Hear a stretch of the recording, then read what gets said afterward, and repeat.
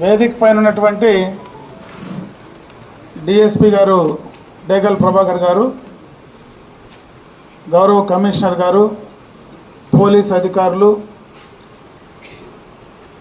Government కాలేజీకి సంబంధించినటువంటి అధ్యాపక బృందం, నా సోదర కూటమి పార్టీలకు సంబంధించినటువంటి నాయకులు, ముఖ్యంగా మీ అందరికీ కూడా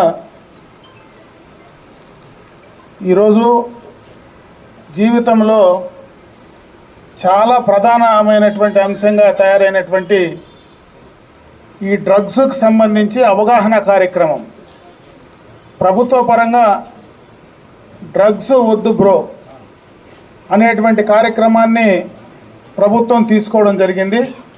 దీనికి సంబంధించి అవగాహన కల్పించాలని రాష్ట్ర వ్యాప్తంగా ప్రభుత్వ పరంగా, ముఖ్యంగా మరి మన ముఖ్యమంత్రి నారా చంద్రబాబు నాయుడు గారు దీనిపైన ప్రత్యేకమైనటువంటి శ్రద్ధ పెట్టడం కూడా జరుగుతూ ఉంది.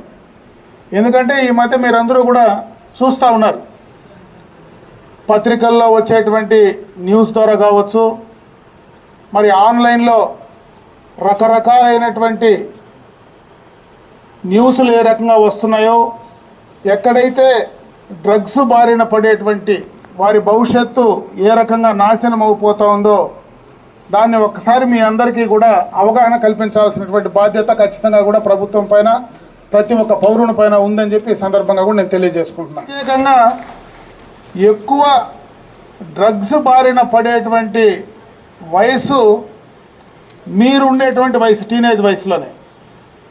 ఎక్కువ ప్రభావితమయ్యేటువంటి వయసులో మీరు దాని బారిన పడితే ఏ రకమైనటువంటి ఫలితాలు, ఇబ్బందులు మనం భవిష్యత్తులో ఎదుర్కోబోతూ ఉన్నామనే దానిపైన ఖచ్చితంగా మీ వయసులో మీకు అవగాహన ఉండాలి.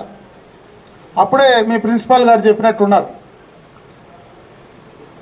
నిన్ననే ఒక సినిమా యాక్టర్, తమిళనాడుకు సంబంధించినటువంటి ఒక సినిమా యాక్టరు డ్రగ్స్ బారిన పడ్డాడని మనం ఈ మధ్యకాలం చూస్తూ ఉన్నాం. ఎక్కువ మంది సినిమాల్లో ఉండేటువంటి వాళ్ళే ఎక్కువ డ్రగ్స్ ద్వారా ప్రభావితం అవుతూ ఉన్నారని మనం చూస్తూ ఉన్నాం. నేను ఎందుకు ప్రత్యేకంగా ఈ విషయాన్ని ఈ సందర్భంలో ప్రస్తావిస్తానంటే, ఈ వయసులో సినిమా హీరోల పట్ల, సినిమాల పట్ల ఎక్కువ ఆకర్షితులయ్యేటువంటి వయసు ఇది. ఆ డ్రగ్స్ బారిన సినిమాకు సంబంధించినటువంటి యాక్టర్స్ ఎవరైతే ఉన్నారో వాళ్ళు ఎక్కువ దానిపైన బారిన పడతా ఉంటే వాళ్ళను చూసి ఎక్కువగా కూడా అభిమానులుగా ఉండేటువంటి వాళ్ళు నేర్చుకునేటువంటి పరిస్థితి ఉంటుందని కూడా ఈ సందర్భంగా కూడా నేను మీకు గుర్తు చేస్తున్నా. ఈ డ్రగ్స్ వల్ల ఒక పక్క ఆరోగ్యమే కాకుండా మానసిక ఆరోగ్యం కూడా పూర్తిగా దెబ్బతింటుంది. కుటుంబంలో ఉండేటువంటి వ్యవస్థలన్నీ కూడా దెబ్బతింటాయి. భవిష్యత్తులో ఇప్పుడుండేటువంటి చట్టాల వల్ల మీకు భవిష్యత్తులో అందవలసినటువంటి మీ చదువు కానీ, భవిష్యత్తులో మీరు ఎదగవలసినటువంటి అవకాశాలు కానీ అన్నీ కూడా పోతాయి. అంటే ఒక డ్రగ్స్ వల్ల మన జీవితం మొత్తం కూడా నాశనం అయిపోతుందనేది మొట్టమొదటగా గుర్తించాల్సినటువంటి అవసరం ఉందని చెప్పి ఈ సందర్భంగా మీ అందరికీ కూడా తెలియజేసుకుంటున్నా. కాబట్టి ఎవరూ కూడా అటువంటి వాటిపైన, అటువంటి సమాచారం ఎవరిచ్చినా కూడా తప్పనిసరిగా కూడా మీ యొక్క పేరెంట్స్కి కానీ, పోలీసులకు కానీ ఖచ్చితంగా తెలియజెప్పమని చెప్పి నేను ఈ సందర్భంగా కూడా మిమ్మల్ని కోరుకుంటున్నా. ఆ రకంగా మీరు కానీ, మీ పరిసర ప్రాంతాల్లో కానీ, మీకు తెలిసి కానీ ఎక్కడైనా అటువంటి ఉంటే ధైర్యంగా సమాచారాన్ని కూడా ఇస్తే మీ పరిసర ప్రాంతాల్లో కానీ సంఘానికి కూడా మనం న్యాయం చేసినటువంటి వాళ్ళు అవుతామని చెప్పి తప్పనిసరిగా కూడా మీరు ఉండాలా. ఖచ్చితంగా డ్రగ్స్ పైన అవగాహన ఉండాలా. ఖచ్చితంగా ఎవరు కూడా తీసుకోకుండా మీ జీవితాలను బాగు చేసుకోమని చెప్పి నేను ఈ సందర్భంగా మిమ్మల్ని అందరినీ కూడా తెలియజేసుకుంటున్నా.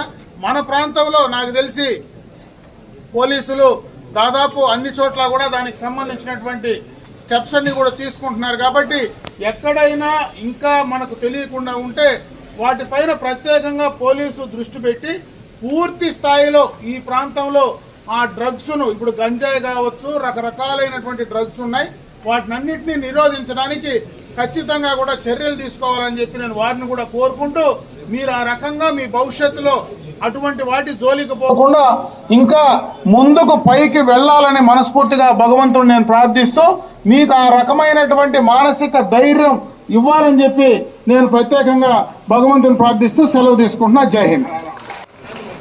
Once again I think start good morning. నేను ఇందాక మీ అందరితో మాట్లాడాను. ఇందాక మీకు స్లోగన్ చెప్పిస్తున్నా, ఆ వాయిస్ ఒకసారి చెప్పండి. ఎమ్మెల్యే గారు మాట్లాడతారు. వద్దు, ఒకసారి క్లారిటీగా, డ్రగ్స్ బారిన పడవద్దు. సో డ్రగ్స్ బారిన పడితే జీవితాలు నాశనం అవుతాయి. సామాజికంగా, ఆర్థికంగా, శారీరకంగా నష్టపోతాం. దీనికి దూరంగా ఉందాం. మన చుట్టూ పరిసరాలు దూరంగా వస్తారు. ఇప్పుడు మన ప్రియతమ గౌరవనీయులైన ఎమ్మెల్యే గారు మాట్లాడతారు. Thank you. ప్రతిజ్ఞ చేస్తారు. మీరందరూ ఆ ప్రతిజ్ఞ పలకాలి. అందరూ చేతులు ముందు ప్రతిజ్ఞ పెట్టాలి.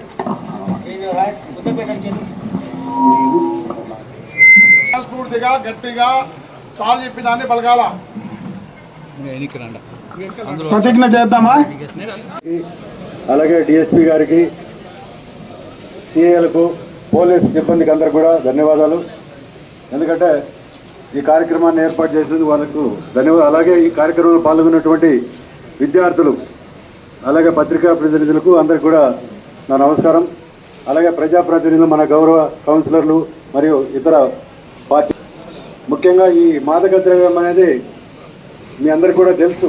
ఒక పోరాటం చేస్తున్నాం ఇప్పుడు మన ప్రపంచవ్యాప్తంగా. ఇది ఒకప్పుడు మన దేశము అప్పుడెప్పుడో కొద్దిగా సాధువులు కొద్దిమంది ఈ మాదక ద్రవ్యానికి అలవాటు పడేవాళ్ళు. ఈరోజు స్టూడెంట్స్ వ్యవస్థ ప్రతి ఒక్క కాలేజీల్లో కానీ స్కూళ్ళల్లో కానీ ఇది కూడా జరగకుండా చూడాలా. ఎందుకంటే ప్రతి ఒక్కరూ మన చేతిలోనే ఉంది.